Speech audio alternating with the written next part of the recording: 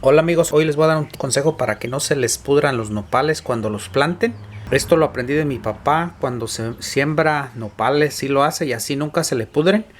El problema es que cuando uno los planta de esta forma, muchas veces se pudren porque absorben mucha humedad. Y la forma más fácil que nunca se pudren es poniéndolos plano así, y él les pone una piedra. Si no hay piedra, pues cualquier cosa que sea un poquito pesadito para que los mantenga estables, y de ahí ya enraizan abajo.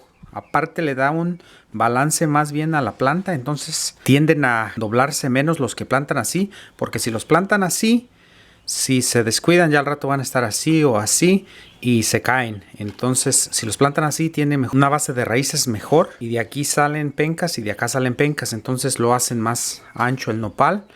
Y de esta forma tienen el 100% de éxito, no se pudren. De la otra forma, si los plantan así, estamos hablando de un 70%, 30% se van a pudrir más o menos. También lo pueden hacer en la tierra también. Yo lo estaba mostrando en una maceta, pero en la tierra es el mismo procedimiento, nada más la ponen así. Esta piedra nada más sirve para que no se mueva, pero si la dejan así, lo más seguro es que tampoco se va a mover. Pero si alguien pasa o la mueve, puede desenraizarla, entonces le pueden poner una piedra, nada más que no esté muy pesada. Esta está demasiado chiquita, pero si estuviera un poquito más grande sería mejor. Pero esa está bien, y en máximo unos 3 meses ya va a estar enraizada, ya no va a moverse.